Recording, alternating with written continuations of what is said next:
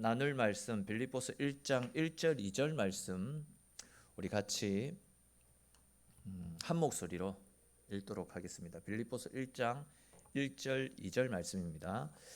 그리스도 예수의 종 바울과 디모데는 그리스도 예수 안에서 빌립보에 사는 모든 성도와 또한 감독들과 집사들에게 편지하노니 하나님 우리 아버지와 주 예수 그리스도로부터 은혜와 평강이 너희에게 있을지어다. 아멘. 제가 옛날에 그 부산에서 강도사 사역을 할 때였는데 그때 이제 섬겼던 교회 담임 목사님을 따라서 부산에 그 사상에 교도소가 하나 있습니다. 그 교도소에 방문했던 적이 있습니다. 그 당시 이제 제가 섬겼던 교회 담임 목사님이 제수들을 상대로 교화, 설교 말씀을 선포하셨고 저는 또 이제 대학원에서 상담을 전공했다고 그분들을 만나서 좀 상담을 해주면 어떻겠냐 해서 저를 데리고 가셨는데 가서는 실제로는 그 안전상의 문제로 상담을 하지는 못했습니다. 근데 이제 그분들과 이제 같이 예배를 드리고 한두 시간 같이 그분들을 경험하면서 느꼈던 것이 무엇이냐면 참 어둡다라는 생각이 많이 들었습니다. 교도소 안에 기운 자체가 무거운 느낌이라서 그런지 그분들의 얼굴 표정이라든지 그분들에게서 새어 나오는 그런 어떤 이미지들이 굉장히 어둡고 무거웠더랬습니다. 또 실제로 이제 교도관들은 그 제수들을 가르치면서 저들 중 대부분이 어떤 희망도 품지 않고 내일에 대한 그 어떤 소망도 가지지 않은 채 그냥 하루하루 시간 버티기식으로 이곳에서 생활하고 있다라는 이야기들을 해 주시더라고요. 실제로 한번 생각해 보십시오. 감옥 안에서 매일매일 똑같은 일상이 반복되어집니다. 또 경우에 따라서 거칠고 험악한 사람들과 생활하고 때로는 사기꾼과 도둑들 함께 생활하다 보니까 서로에 대한 신뢰보다도 서로를 경계하면서 말 그대로 마음에 담을 쌓아둔 채 생활하는 경우들이 많이 있지 않겠습니까? 물론 다들 그런 것은 아니겠지만 그들 중 상당수가 크게 기뻐할 일도 없고 또 즐거워할 일도 없이 그냥 출소할 날만 손꼽아 기다리는 것. 아마 그것이 그분들에게 있어서 유일한 낙이고 기쁨일 뿐 소망을 찾아보기 힘들다. 그런 이야기들을 하셨고 저도 그런 이야기를 들어서 그런지 그런 느낌을 받고 돌아왔다라는 생각이 듭니다. 근데 만일 누군가가 감옥에 갇혀 있는데 감옥 생활 속에서 매일매일 엄청난 기쁨을 누리며 살아가고 있다라고 한다면 그건 분명 예산일이 아닐 겁니다. 더군다나 그 기쁨이 너무 커가지고 감옥 밖에 있는 즉 일상생활을 하고 있는 가족들이나 친지 지인들에게 편지까지 써가면서 내가 지금 너무 기쁘고 감사한 일이 많이 있다. 내 안에 넘쳐나는 이 감사와 기쁨들을 당신들에게 나누고 싶어서 이 글을 기록한 것이다 라고 한다면 보통 예산일이 아닐 것입니다. 도대체 감옥 안에서 뭐가 그리 기쁘고 뭐가 그렇게 감격스러운지 다들 궁금해하지 않겠습니까? 오늘 본문에서 바로 우리는 이러한 사람을 만날 수 있습니다. 그 사람은 바로 사도 바울입니다. 사도 바울은 지금 복음을 전하다가 감옥에 갇힌 상황 아닙니까? 그 당시의 감옥을 한번 상상해 보십시오. 당시의 감옥은 냉난방이 안 됩니다.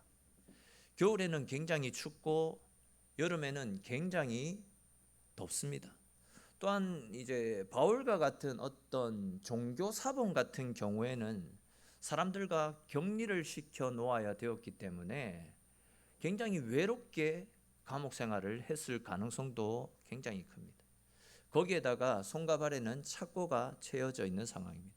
자유를 억압받고 있는 거죠. 또 인간적인 대우라고는 전혀 없이 매일매일 심한 고문과 박해를 견뎌야만 했을 것입니다. 말 그대로 이제 그곳에서의 상황은 절망 그 자체였습니다.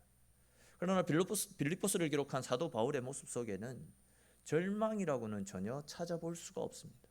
오히려 그 삶 가운데서는 바울 자신의 고백처럼 기쁨이, 즐거움이, 감사가 넘쳐나고 있습니다.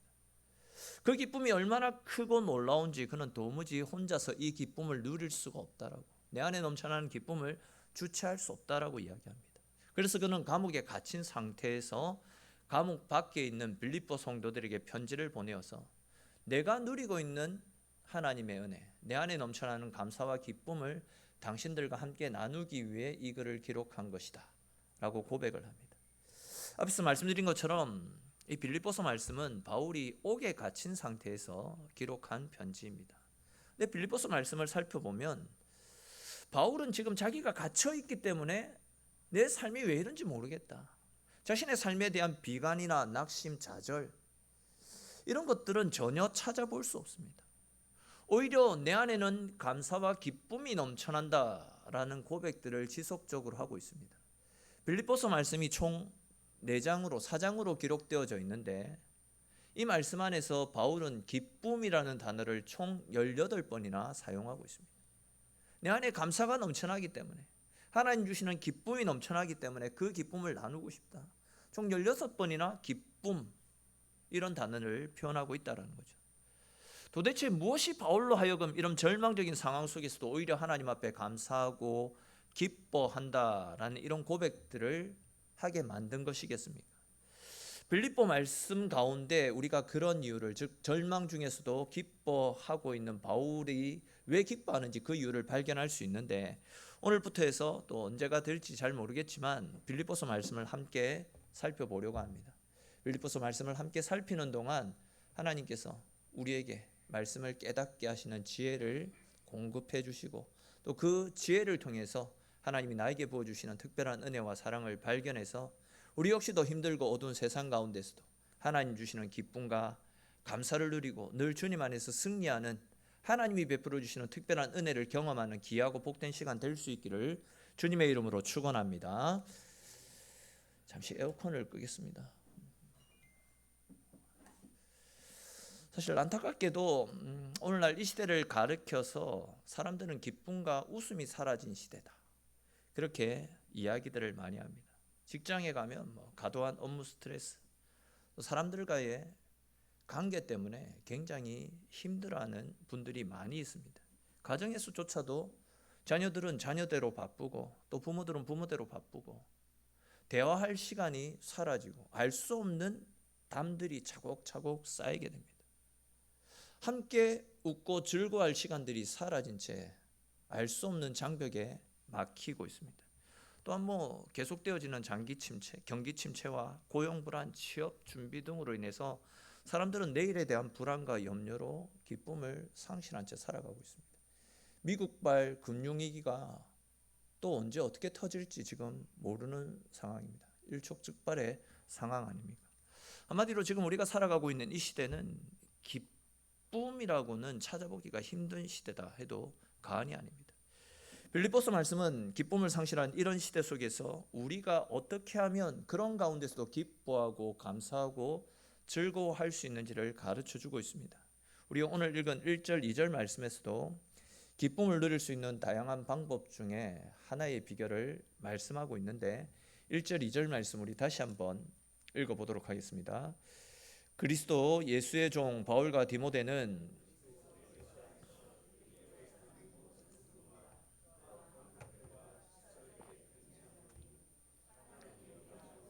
주 예수로부터 은혜와 평강이 너희에게 있을지어다. 아멘. 사도 바울은 빌립보서 말씀을 기록하면서 제일 먼저 빌립보 성도들에게 인사를 건넵니다. 인사를 건네므로써 말씀을 시작합니다. 근데 이제 이 인사의 말씀을 자세히 들여다보시면 바울이 자신이 처한 극한 상황 가운데서도 감사할 수 있었던 중요한 이유를 함께 밝히고 있습니다. 그것이 무엇이냐면 그는 예수님과 함께하는 삶을 살고 있었기 때문에, 즉 예수님이 자기와 함께하고 계셨기 때문에 힘든 상황 속에서도 감사할 수 있었다라고 이야기하고 있습니다. 다시 말해서 사도 바울의 감사의 원인은, 그가 이렇게 기뻐할 수 있었던 것은, 그 근원은 예수님으로 말미암는 기쁨이었습니다. 무슨 이야기인지 한번 잘 들어보십시오. 바울은 빌립보 교회 성도들에게 보내는 인사말에서 자기 자신을 그리스도 예수의 종이라고 표현하고 있습니다. 바울이 자기를 예수님의 종이라고 표현하는 것은 자기가 예수님으로부터 받은 은혜와 사랑이 너무나도 크기 때문에 이제는 일평생을 하나님을 위해 헌신하고 순종하겠다.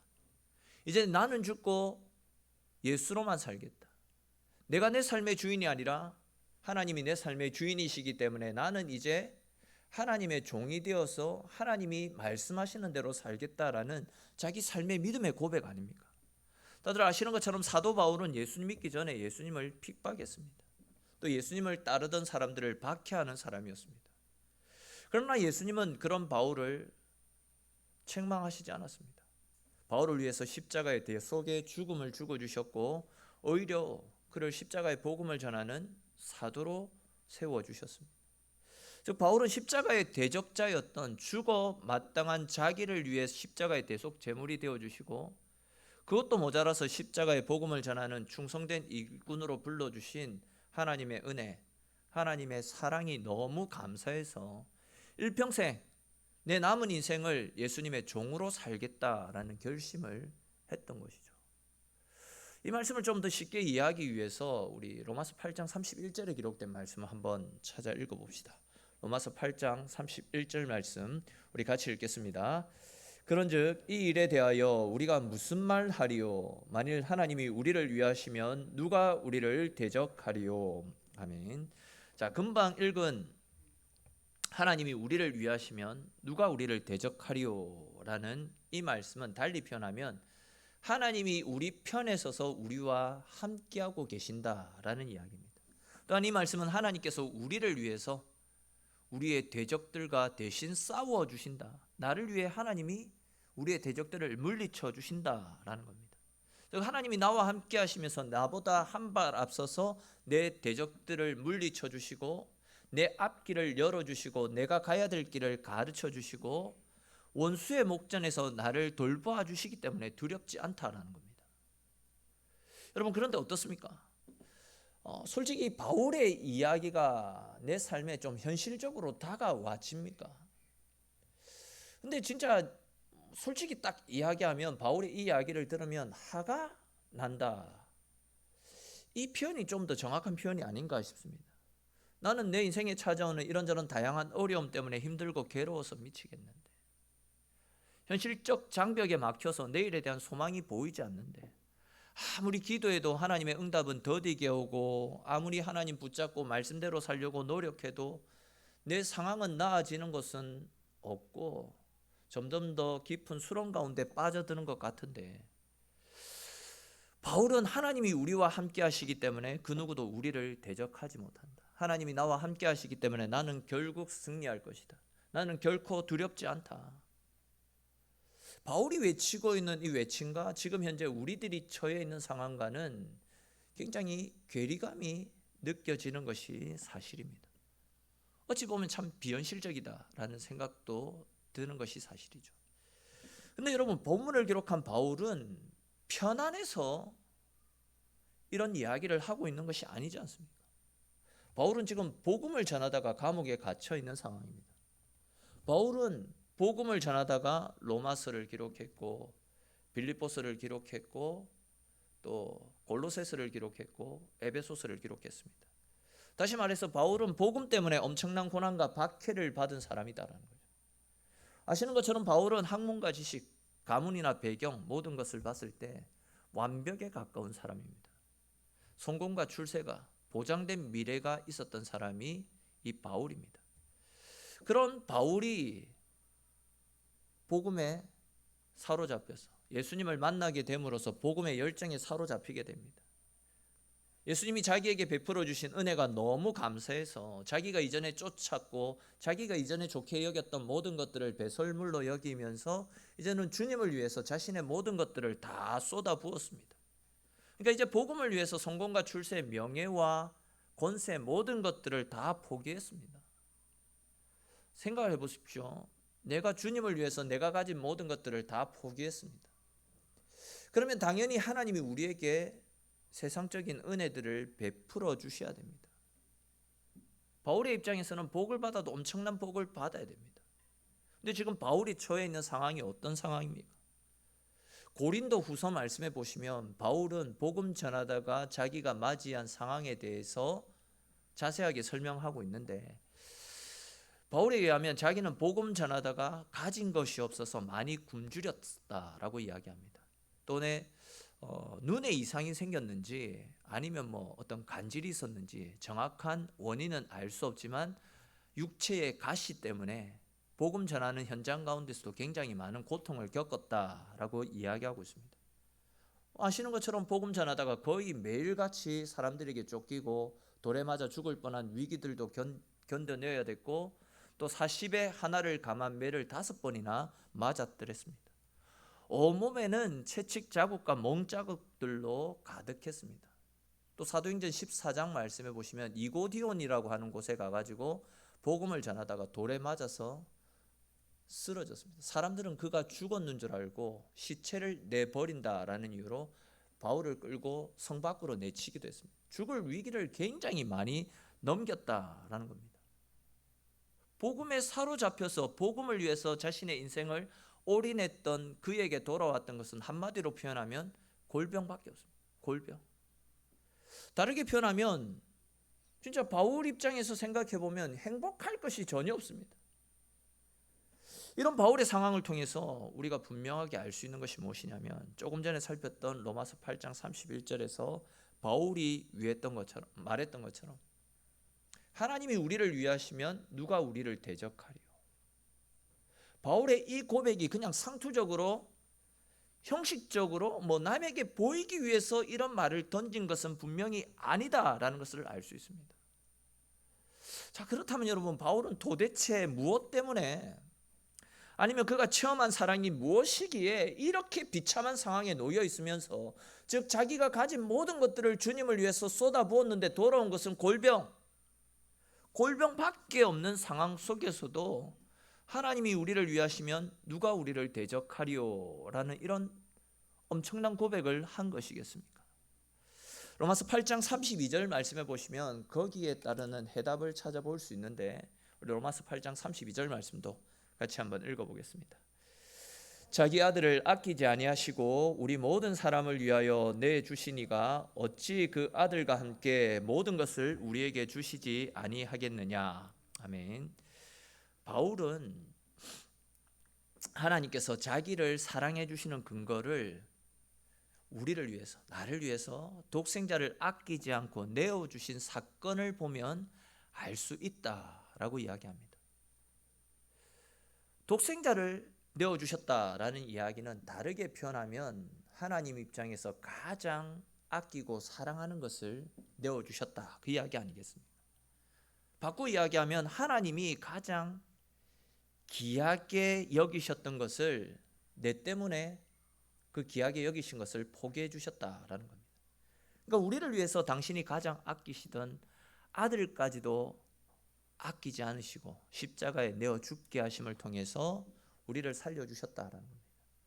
이렇게 나를 위해서 아들까지도 아끼지 않으실 정도로 나를 사랑해 주시는 하나님께서 나와 함께 하시기 때문에, 나를 붙잡아 주시기 때문에, 즉 나는 하나님이 함께 하시는 그 이유 하나 때문에 절망 속에서도 낙심하지 아니하고 오히려 함께 하시는 하나님으로 말미암아 기뻐할 수 있었다라는 거죠.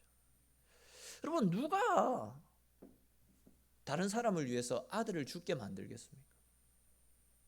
우리 중에 저를 위해서 자녀를 희생해 주실 분이 있겠습니까?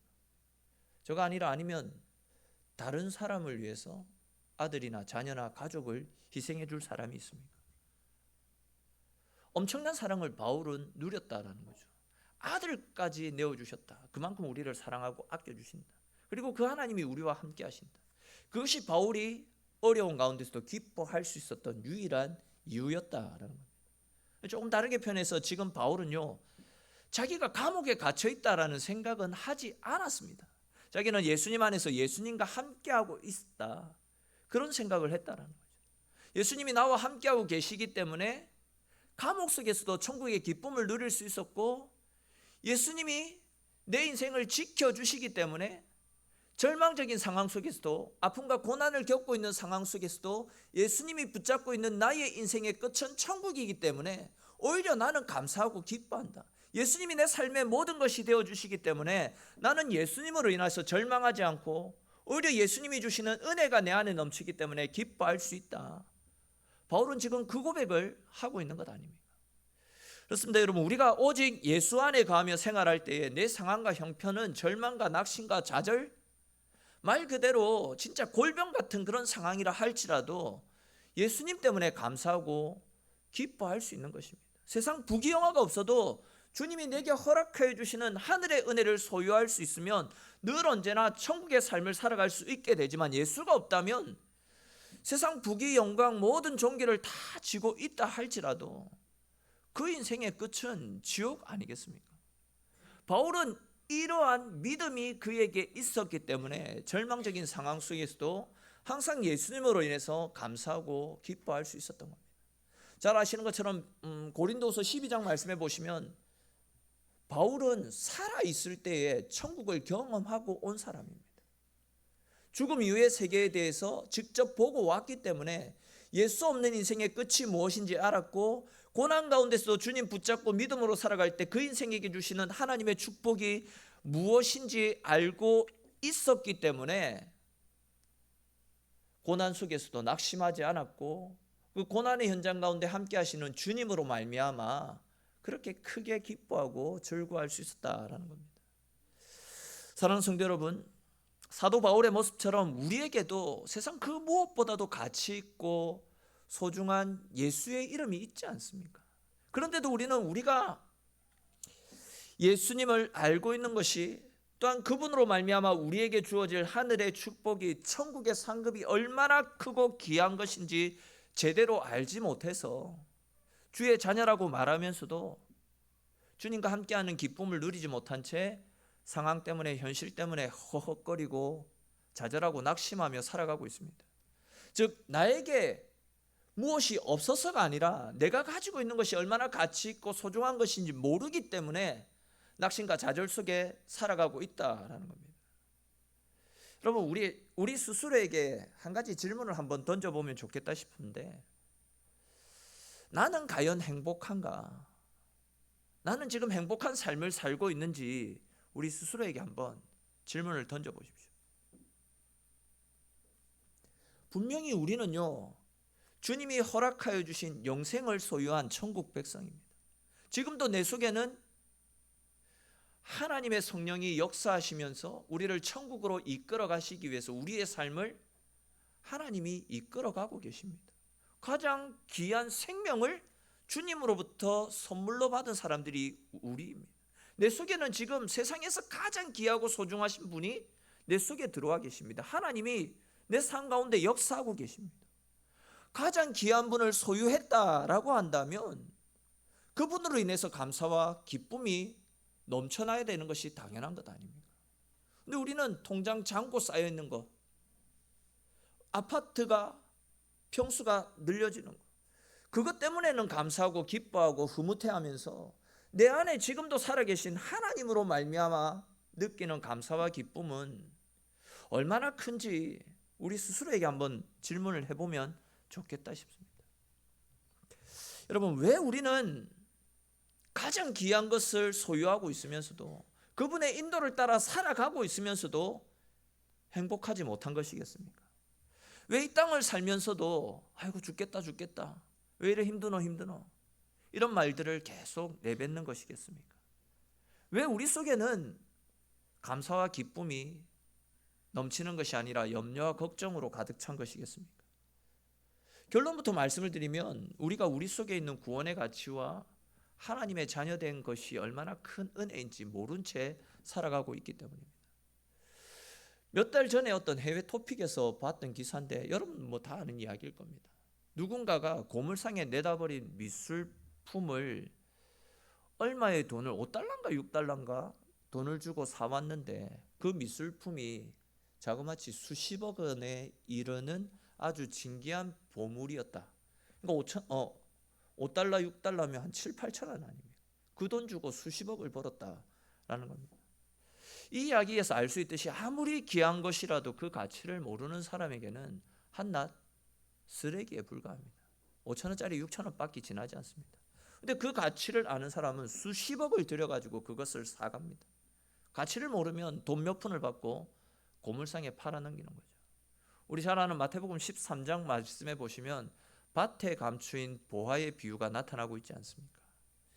즉 천국의 기쁨, 구원의 은혜를 밭에 감추인 보석으로 비유해서 설명합니다. 밭에 보석이 숨겨진 것을 아는 사람은 자기가 가지고 있는 모든 소유를 다 팔아가지고 그 보석이 숨겨진 밭을 샀습니다. 사람들은 왜 그런 밭을 그렇게 비싸게 주고 샀느냐라고 비난했지만 그 사람은 그 속에 값비싼 보석이 숨겨져 있는 것을 알았기 때문에 자기의 전 재산을 다 투자해서 그 밭을 사는 것에 대해서 조금도 아까워하지 않았잖아요. 마찬가지로 천국의 기쁨과 구원의 가치를 아는 사람들은 이 세상의 것들에 매이지 않습니다. 이 세상에 가진 것 없다라고 해서 그것 때문에 낙심하지 않습니다. 사도 바울과 같이 예수 외의 것들은 전부 다 배설물로 여기면서 온전히 예수님께 자신의 인생을 투자합니다. 가장 가치 있고 소중한 것을 가지고 있는데 다른 것이 뭐가 필요하겠습니까?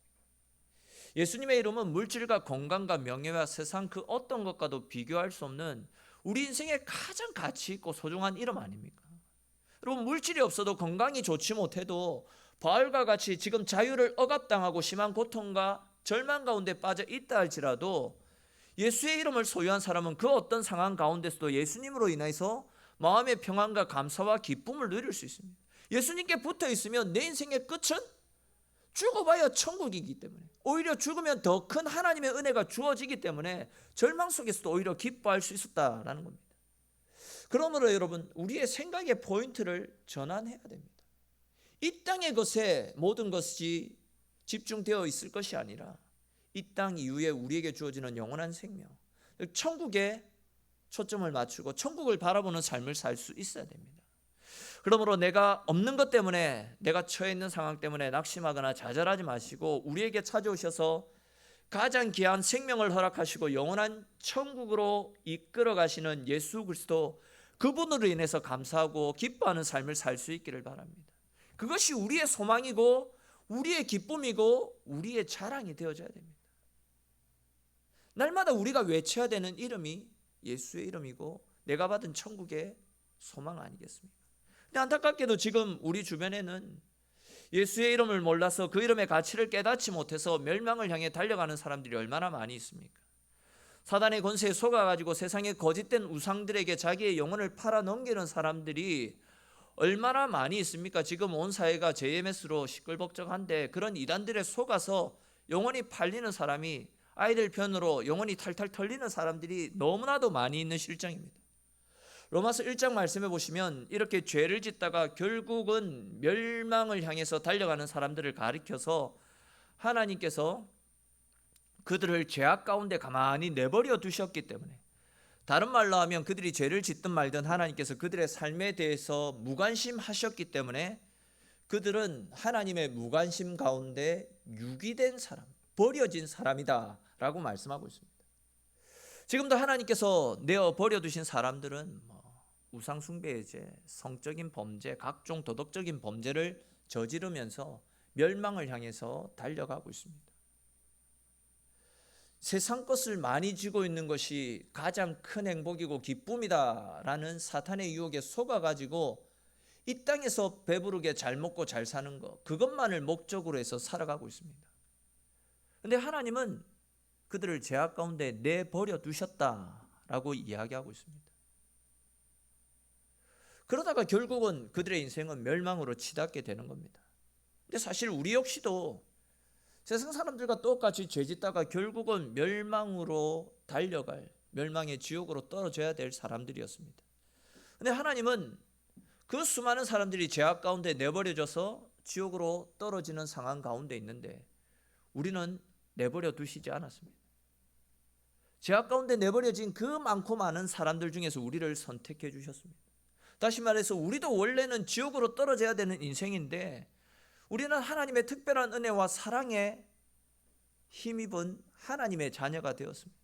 하나님께서 우리에게 영안을 열어주셔서 지난날 우리가 걸어왔던 걸음들이 죄의 길이다라는 것을 알게 하셨고, 세상에 모든 것을 다 지고 있어도 예수 없는 인생은 결국 멸망이다라는 사실을 믿게 하시고 깨닫게 하셔서 우리에게 예수의 이름을 의지하는 믿음을 허락해 주셨습니다. 여러분, 이 엄청난 은혜입니다. 지금도 얼마나 많은 사람들이 이 사실이 믿어지지 않아 가지고 멸망을 향해서 달려가고 있습니다. 근데 우리는 이 사실이 믿어지게 하셔서 구원의 은혜를 허락해 주셨으니, 진짜 예수를 믿을 때 영원한 생명이, 영원한 천국이 나에게 주어진다, 이 사실이 믿어진다, 이 기적이거든요. 이런 기적을 우리에게 허락하여 주신 것이 우리에게는 큰 은혜이고 큰 복이다라는 겁니다. 그럼 한번 다시 생각해 보십시오. 지옥에 가야 될 내가, 아무런 공로도 없는 내가 주님으로부터 택함을 받아서 주님이 콕 찍어서 하나님 자녀 삼아 주셨기 때문에 내가 하나님 자녀가 되고 천국의 백성이 되었습니다. 계속 말씀드렸듯이 죽어보면 이 은혜가 얼마나 큰 은혜인지 그때 가면 깨닫게 될 것입니다. 사도 바울은 이러한 은혜가 얼마나 크고 깊고 놀라운 은혜인 줄 알았기 때문에 평생을 그리스도의 종으로 살겠다라고 고백했던 것이고, 모든 것, 자기가 누리고 있는 모든 것들을 다 포기한 채 오히려 죽음의 사지로 생명 전하기 위해서 자기 몸이 그렇게 고생하는 사지로 자기 스스로가 찾아갔던 것 아니겠습니까? 그리고 이렇게 감옥에 갇혀서 죽을 날을 손꼽아 기다리고 있는 상황 속에서도 단 일말의 원망도 없이 오히려 감사합니다. 오히려 기뻐합니다. 나 같은 사람을 사용해 주심에 감사합니다. 이런 고백을 드릴 수 있는 것 아니겠습니까? 여러분, 죄악 가운데 살아가던 우리들을 가만히 내버려 두지 않으시고 예수 그리스도의 보혈의 피로 우리의 죄를 정케 하시고 구원의 은혜를 베풀어 주신 하나님께 감사하고 기뻐하는 삶, 그러한 삶을 살아가시는 저와 여러분들이 될 수 있기를 바랍니다. 비록 내 삶은 공경에 빠져 있고 말 그대로 절망적인 상황 가운데 있다 할지라도, 또한 그 상황들이 조금 더 나아질 기미가 보이지 않는다 할지라도, 하박국 선지자가 고백했던 것처럼 난 여호와로 말미암아 기뻐하는 삶, 구원의 하나님으로 말미암아 기뻐하고 감사하는 삶, 그러한 삶이 우리의 삶이 될 수 있기를 바랍니다. 믿음의 주여 온전케 하시는 예수를 바라보자 라고 외쳤던 히브리서 12장 2절의 말씀처럼 어떤 상황 속에 있다 할지라도 예수님께 우리의 시선을 고정하시고 예수님을 바라보는 삶을 살아갈 수 있기를 바랍니다. 주님이 우리의 소망이 되어주시기 때문에, 주님이 나와 함께 하시기 때문에 주님께 시선을 고정하고 주님 바라보며 살아가는 사람들은 세상의 것이 없다 할지라도 예수님이 주시는 은혜가 넘쳐나기 때문에 그런 사람은 어떤 상황 가운데서도 감사할 수 있게 되는 것입니다. 여러분, 세상에서 환난과 고통을 받아도 예수와 더불어 천국에서 누릴 수 있는 평안을 생각하면, 주님이 허락하여 주실 훗날의 상급을 기억하면 지금의 상황들은 넉넉히 헤쳐나갈 수 있게 되는 것 아니겠습니까? 저와 여러분들 모두가 다시 한 번 더 예수를 굳게 붙잡으시고 다시 한 번 더 예수님께 우리의 시선을 고정하심으로 우리 인생의 최고의 가치가 되시는 예수 그리스도로 인해서 감사하고 예수 그리스도로 인해서 기뻐하는 삶, 우리 일평생 소원이 주님, 나는 주님과 함께하는 삶을 살겠습니다 라는 그런 고백과 함께 언제나 주님과 동행하는 삶, 그리하여 주님이 주시는 영원한 천국, 영원한 상급을 받아 누리며 주님 안에서 승리하는 삶, 세상 것은 없어도 주님으로 말미암아 항상 감사하고 기뻐하는 삶이 저와 여러분들의 삶이 될 수 있기를 주님의 이름으로 축원합니다. 우리 오늘 주신 말씀들을 생각하면서 한번 같이 기도드렸으면 좋겠습니다.